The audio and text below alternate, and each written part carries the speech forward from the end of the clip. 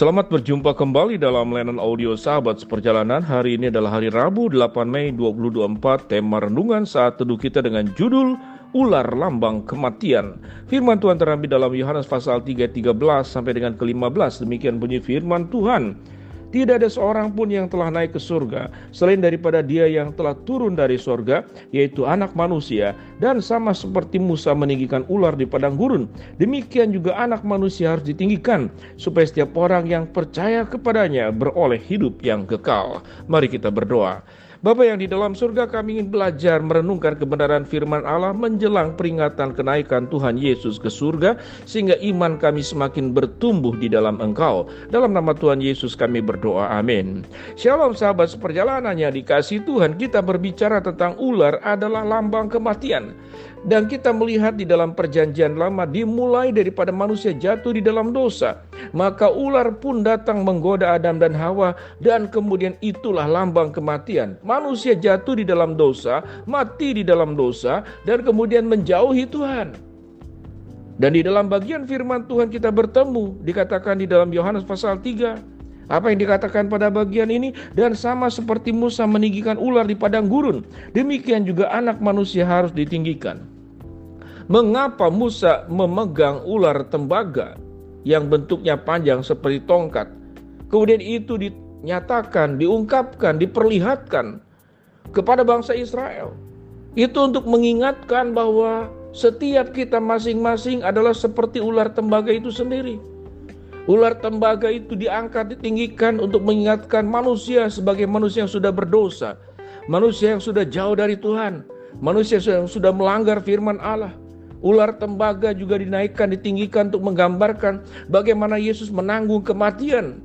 Kematian atas dosa yang harusnya datang kepada manusia, menimpa manusia, tapi diambil alih oleh Yesus.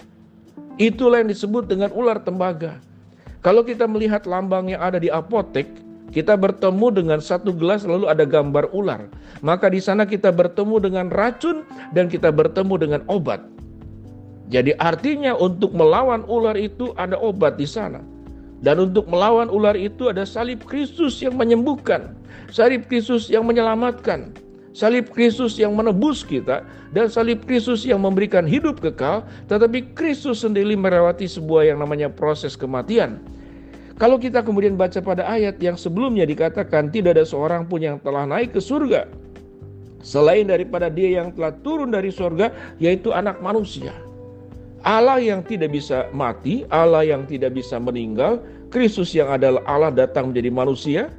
Kristus melewati proses kematian di dalam rangka seluruh bisa-bisa ular, dalam tanda kutip, seluruh keberadaan dosa yang mematikan itu ditanggung oleh Kristus sendiri. Sehingga dengan proses seperti itulah setiap kita bisa mengalami yang namanya keselamatan, setiap kita bisa mengalami yang namanya penebusan, dan setiap kita mendapatkan jaminan sebuah kehidupan yang kekal. Sebuah perjalanan yang sangat luar biasa. Kristus dari surga datang ke dalam dunia dalam kerendahan, menanggung semua persoalan hidup yang paling dasar dalam diri hidup manusia. Setelah ditanggungnya, Kristus menyelesaikan semua misi daripada keselamatan dari Allah. Kemudian Yesus kembali naik ke surga. Sebuah pemahaman tentang dari atas turun ke bawah dan dari bawah kemudian naik ke atas. Sementara manusia adalah yang debut tanah diangkat naik ke atas, jatuh ke bawah, dan Allah mengangkat kembali di dalam diri Kristus untuk menyelamatkan kita. Sahabat seperjalanannya dikasihi Tuhan, kalau kita mengingat kepada Injil Yohanes, apa itu gembala yang baik? Gembala yang baik adalah yang memberikan nyawanya bagi domba-dombanya. Kristus adalah gembala, dan kita adalah domba-domba yang tersesat, yang dimakan serigala. Gambaran Kristus datang sebagai gembala. Kristus datang untuk menghadapi berbagai macam binatang buas. Serigala digambarkan juga sebagai iblis. Kemudian singa juga digambarkan sebagai iblis yang mengaum-ngaum, tetapi tidak bisa menerkam orang-orang yang sudah percaya kepada Kristus. Dan Kristus menyelesaikan seluruh persoalan yang paling mendasar dalam kehidupan manusia, yaitu kematian. Sehingga tema yang kita pelajari saat ini adalah ular lambang kematian. Iblis membawa kematian kepada manusia. Tatkala manusia membuka diri bekerja sama dengan iblis, merubah dirinya yang tadinya taat kepada Allah, kemudian berubah menjadi taat kepada iblis. Sewaktu kita taat kepada Allah, kita mendapatkan hidup yang kekal. Sewaktu kita taat kepada iblis, kita mengalami yang namanya kematian kekal. Sahabat seperjalanan, memang ada banyak versi mengapa iblis digambarkan dengan ular. Karena memang binatang yang paling dahsyat yang membuat manusia cepat mati dalam waktu sesaat memang bisa ular. Sedemikian luar biasa, bisa ditusukkan masuk ke seluruh aliran darah, kemudian membuat kita sesak napas, peredaran darah selesai, kita rasa tercekik, badan seluruhnya panas, lalu kemudian meninggallah kita di dalam waktu yang sangat singkat. Sehingga memang digambarkan itu ular. Kita tahu dengan jelas di Palestina dan di daerah orang-orang Israel hidup dan tinggal, ada 30 jenis ular yang ada di sana.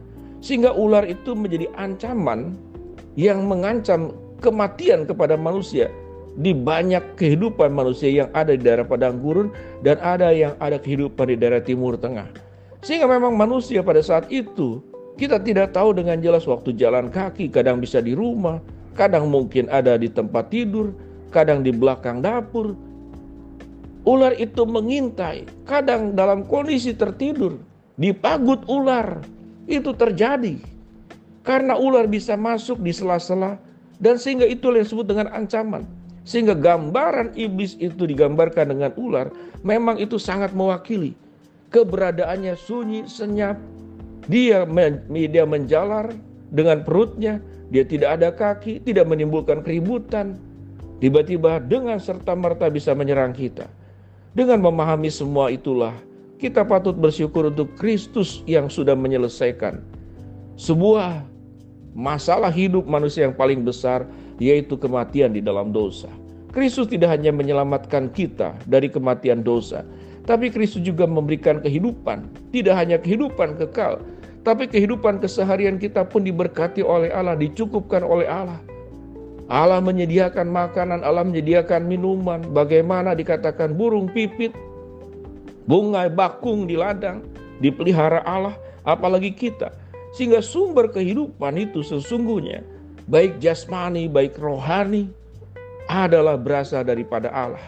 Allah di dalam diri Kristus yang datang ke dalam dunia, yang mau disalibkan. Sehingga setiap kali ular tembaga itu diangkat, siogianya dan seharusnya bangsa Israel perlu bertobat dan bercermin.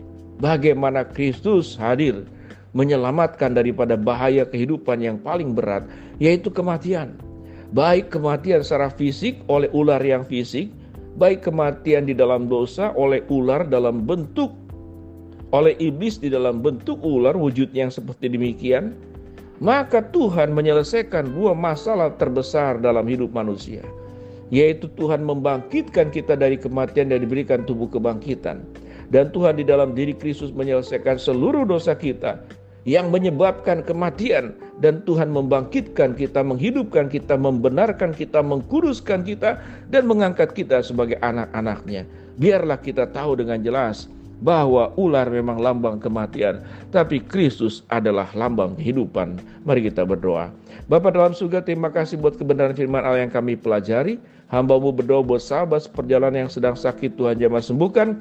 Sahabat seperjalanan yang sedang menghadapi masalah, Tuhan bukakan jalan. Sahabat seperjalanan yang sedang berdoa mengharapkan sesuatu, Tuhan kabulkan sesuai dengan waktu, rencana, dan kehendak-Mu. Di dalam nama Tuhan Yesus kami berdoa. Amin. Shalom, Tuhan memberkati kita semua.